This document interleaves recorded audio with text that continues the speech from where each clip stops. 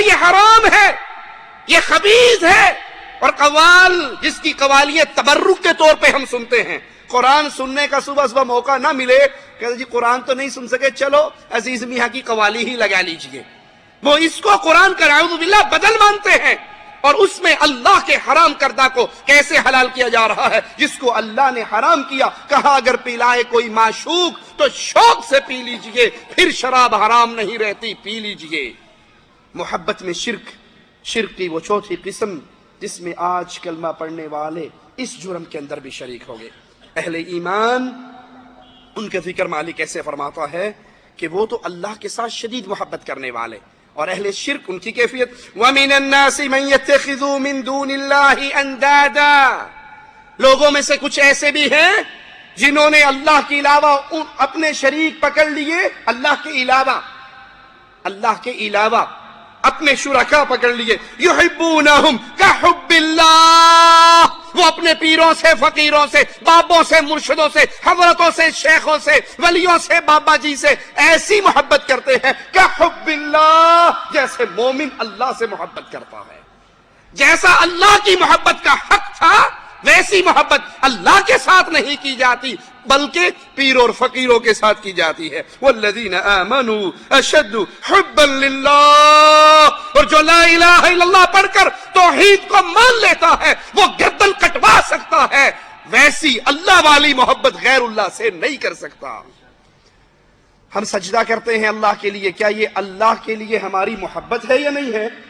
امام الانبیاء نے فرمایا مومن جب سجدے کی حالت میں ہوتا ہے جتنا قریب اللہ کے اس کنڈیشن میں ہے اور کسی حالت میں، اللہ سے محبت کرنے والے اللہ کے لیے اپنے ماتھے کو، اپنی ناک کو زمین پہ رکھتے ہیں، خاک میں رکھتے ہیں، مٹی میں رکھتے ہیں، یہ اللہ کی محبت کا مظہر ہے۔ غیر اللہ سے محبت کرنے والے یہی کام ڈاکٹر طاہر القادری صاحب کے لیے کرتے ہیں۔ نہیں یقین تو ہمارے بھائی جاوید بیٹھے ہیں، آپ ان سے غیر اللہ کو سجدے حرام، ہماری ایک سی ڈی ہے وہ لے لیجئے، اس کے اندر باقاعدہ ہم نے طاہر القادری صاحب کے سامنے ان کے مرید ون بائی ون آ کر ان کے قدموں میں سجدے کرتے ہیں، اور قادری صاحب ان کی کمر پہ ماشاءاللہ ہاتھ پھیرتے، چنگے کم لگا رہو، تھپکی دیتے ہیں ہمیں۔ ایک کو کھڑے کر کے اپنے سینے سے لگاتے ہیں، اس کی ٹوپی سیدھی کرتے ہیں، ماشاءاللہ جیڑا کم تو کیتا پترا آج تک اور کوئی نہیں کر سکیا۔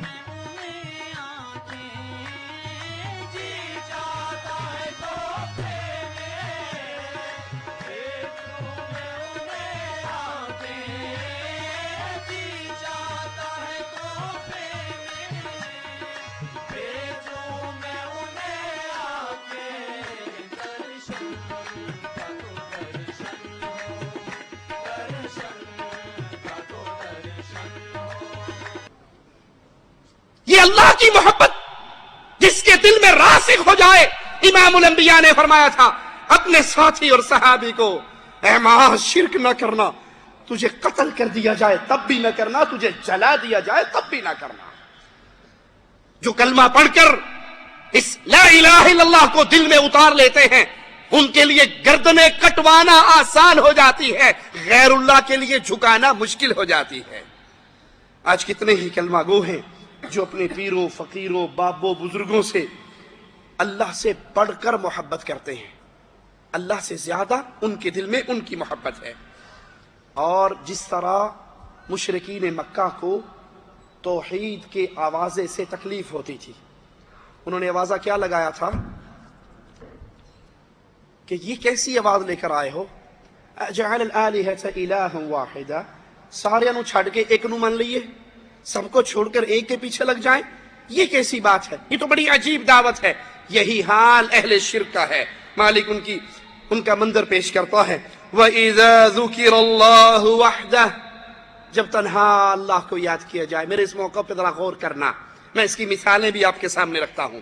جب صرف اللہ کو یاد کیا جائے، صرف تنہا اللہ کو پکارا جائے، اللہ مشکل کشا، اللہ حاجت روا، اللہ غوث اعظم، اللہ بری کرنے والا، اللہ غریب نواز، اللہ بندہ نواز، اللہ بندہ پرور، اللہ اگر مصیبت ڈالتے ڈال کوئی نہیں سکتا، ڈالتے ڈال کوئی نہیں سکتا، سارے منگتے ہیں، اللہ غنی کرنے والا ہے، سارے محتاج ہیں، اللہ عطا کرنے والا ہے، سارے فقیر ہیں، اللہ داتا ہے، سارے فقیر ہیں، اللہ داتا ہے۔ جب یہ آوازہ لگایا جائے تو مشرکوں کے دل میں نفرت سے بھرنے لگ جاتے ہیں، ان کے دل پہ غصہ، ان کے ماتھوں پر بل نظر آتے ہیں۔ یہ کن کا حالت ہے؟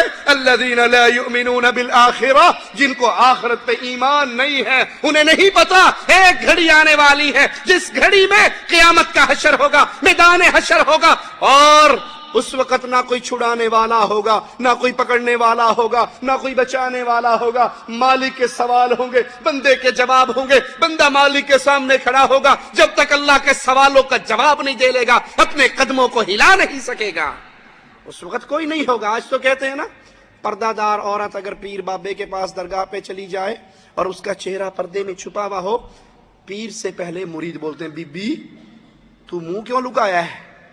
کہتے جی پردہ دار عورت ہوں اس لیے منہ چھپایا۔ تجھے نہیں پتا بے وقوف، آج اگر پیر سے اپنا منہ چھپائے گی تو حشر میں یہ تجھے کیسے پہچان کے بخشوائے گا؟ انہوں نے کہا اچھا ایک گل ہے تو پھاٹا کھول دیں دی۔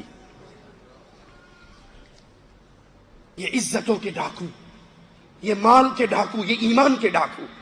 امام الانبیاء نے تو سیدنا حسن حسین رضی اللہ عنہما، جنت کے نوجوانوں کے شہزادے، ان کی ماں سے کہا تھا، سادات کی ماں سے کہا تھا، بنتی خذی من مالی ما شئتی، اے بیٹی جو بابا کے گھر سے لے جانا چاہتی ہے لے جا، اے بیٹی عمل کرنا، لا اغنی عنکی من اللہ شیئا، فاطمہ اگر رب نے پکڑ لیا تو محمد نہیں چھڑا سکیں گے صلی اللہ علیہ وسلم۔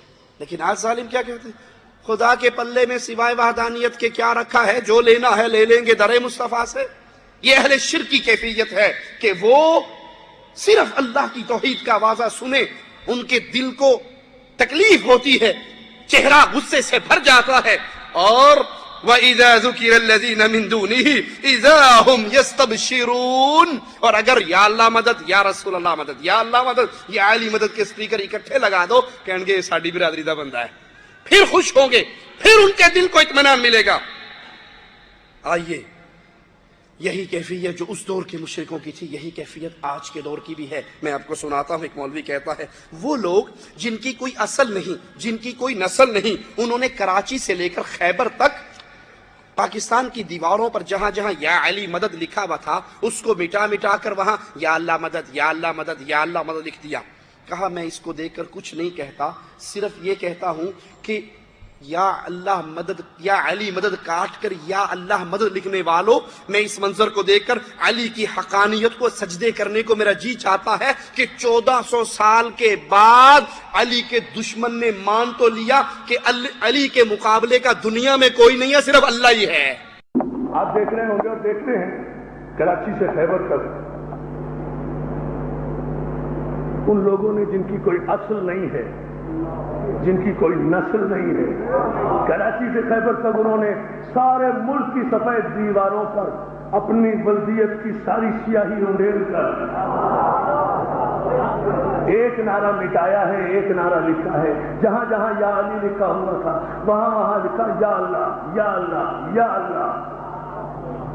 تو میں جملہ کہہ رہا ہوں، میں نے یا تو 7 محرم کو یہ कराची में अल-मोहसिन के 2 लाख के मजमे में कहा और पूरा मजमा कयामतों के मंजिलों पर जाकर आसमानों पर अली की हक्कानियत का जवाब दिया था। या आज मैं पेश कर रहा हूँ 7 मुहर्रम के बाद, ये आप देखेंगे दीवारों पर या अली मदद जहाँ लिखा है वहाँ या अल्लाह मदद, या अल्लाह मदद, या अल्लाह मदद। तो मैंने कहा था मैं इसका जवाब कोई नहीं देता, बल्कि या अल्लाह मदद लिखा हुआ जब देखता हूँ तो अली की हक्कानियत को सजदे करने को जी चाहता है। अली के बदल नस्ल दुश्मन ने भी या अली काट कर या अल्लाह मदद लिखकर 1400 बरस के बाद तस्लीम तो किया कि या अली के मुकाबले में इस लानती को भी कोई बंदा नजर नहीं आया। अल्लाह ला हौला वला कुव्वता इल्ला बिल्लाह इन्ना लिल्लाहि व इन्ना इलैहि राजिऊन वमा क़दरुल्लाह हक़्क़ क़द्री। इन जालिमों ने मेरे रब की कदर को नहीं पहचाना, इन जालिमों ने मेरे रब की शान को नहीं पहचाना, मेरे रब के मकाम को नहीं पहचाना। और लोगों, सारे अंबिया, सारे औलिया, सारे अत्किया, सब के सब मेरे अल्लाह के दर के सवाली है। रब के मुकाबले की दात ना कोई पहले थी ना अब है। लैसा कमिस्लिही शै, उसने तो पहले ही ऐलान किया था अगर मेरे अलावा कोई इलाह होता तो फिर अर्श पे चढ़ने के लिए रास्ता पा लेता, अगर कोई इलाह होता जमीन में फसाद बर्पा हो जाता। तुमने सैयदना अली को, जो अल्लाह के बंदे हैं, जो अल्लाह के प्यारे हैं, जो अल्लाह के रसूल के चौथे खलीफा है, जो हसन हुसैन के बाबा हैं, उनकी इज्जत, उनकी तकरीम हमारी रूह के अंदर उतरी हुई है। उनसे मोहब्बत ईमान है, उनसे नफरत निफाक की निशानी है। इमामुल अंबिया ने फरमाया था अली तुझसे मोमिन मोहब्बत करेंगे, मुनाफिक तुझसे बुग़्ज़ करेंगे, लेकिन इसका यह माना नहीं है कि तुम सैयदना अली को अल्लाह के मुकाबले की साथ बना दो। इन्ना लिल्लाहि व इन्ना इलैहि राजिऊन। एक और कहता है रब्बे काबा की कसम, अली की गवाही ऐसी गवाही है कि जब तक तुम अली की गवाही ना दो, ना अल्लाह की तौहीद पूरी होती है, ना मोहम्मद की रिसालत पूरी होती है। इन्ना लिल्लाहि व इन्ना इलैहि राजिऊन ला हौला वला कुव्वता इल्ला बिल्लाह। बल्कि मैं ये कहने पर मजबूर हूँ कि अगर अली की गवाही न दी जाए, जैसे अल्लाह की तौहीद पूरी नहीं, मोहम्मद की रिसालत पूरी नहीं, ऐ मुसलमान तेरा खून भी पूरा नहीं होता। जन्नत ते नाम ही अली दा लिखा होया है। सानू जो आखना है कि जन्नत अली दे नाल किस तरह मिलनी है, पैगंबर फरमाते जदा मेराज दी रात चौथे आसमान ते गया, अला बाबल जन्नत मकतूबन ला इलाहा इल्लल्लाह मुहम्मद रसूलुल्लाह अली वलीउल्लाह 3 सतरा लिखियां डिठियां, ला इलाहा इल्लल्लाह मुहम्मद रसूलुल्लाह अली वलीउल्लाह ने क्या दे खालिक तौहीद तेरी है, रिसालत मेरी है। अली वलीउल्लाह का क्या मकसद है? फरमाया बेशक तौहीद मेरी है, रिसालत तेरी है, लेकिन जब तक अली इमदाद वास्ते ना आवे, ना तौहीद बचदी है ना रिसालत बचदी है। ला हौला वला कुव्वता इल्ला बिल्लाह। एक और कहता है मुझे काबे के रब की कसम, नबियों के सुल्तान ने तो झगड़े ही खत्म कर दिए। टाउन कमेटी जाकर रजिस्टर खोलने की जरूरत नहीं, ये किसकी औलाद है, हलाल वाला है या हराम वाला है, सिर्फ उसके सामने या अली मदद का नारा लगाओ। अगर उसका चेहरा फूल की तरह खिल उठेगा तो हलाल का है, और अगर वो या अली मदद का नारा सुन के नफरत का इजहार करेगा तो ये हलाल का नहीं। सानू की पता जी असी तुहानू किवें समझिए। मैनू रब्बे काबा दी कसम है, नबिया दे सुल्तान ने झगड़े ही मुका दिते कि टाउन कमेटी जान की जरूरत नहीं, रजिस्टर लभण की लोड़ नहीं। ओनू आख या अली मदद, जे चेहरा गुलाब की तरह खिल जाए तो समझे हलाली है, जे मथे ते वट समझे ते हरामी है। ला हौला वला कुव्वता इल्ला बिल्लाह इन्ना लिल्लाहि व इन्ना इलैहि राजिऊन। अहले शिर्क की आज भी यही कैफियत है, वो या अल्लाह मदद का आवाज़ सुन के जैसे उस दौर का शिर्क करने वाला उसके माथे पर बल पड़ जाते थे, दिल नफरतों से भर जाता था। आज भी तन्हा सिर्फ या अल्लाह मदद का आवाज़ सुनकर अहले शिर्क चीख उठते हैं।